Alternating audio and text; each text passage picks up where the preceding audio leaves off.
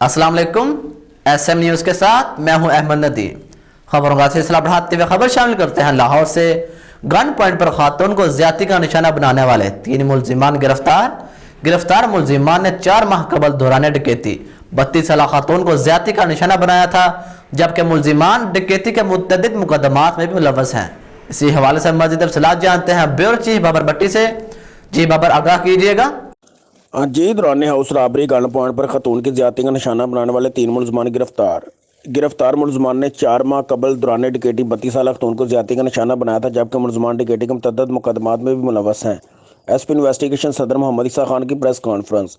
Lahore investigation police सदर division ने कार्रवाई करते हुए दौरान हाउस रॉबरी गन पॉइंट पर खतून को ज्यादती का निशाना बनाने वाले 3 मुलजमान को गिरफ्तार कर लिया है। इन ख्यालात का इजहार SP इन्वेस्टिगेशन सदर मोहम्मद ईसा खान ने आज अपने दफ्तर में इलेक्ट्रॉनिक और प्रिंट मीडिया के नुमाइंदों से गुफ्तगू करते हुए उन्होंने कहा कि SDPO रायविंड मोहम्मद हसीब की सरबराही में in charge investigation Raiwind city Adnan Masood और दीगर अहलकारों पर मुश्तमिल पुलिस टीम ने कार्रवाई करते हुए मुख्तलिफ मालूमात समेत जदीद टेक्नोलॉजी की मदद से दौरान हाउस रॉबरी गन पॉइंट पर खतून की ज्यादती का निशाना बनाने वाले 3 मुलजमान वकास और वकासी वकार और अबरार को गिरफ्तार कर लिया है।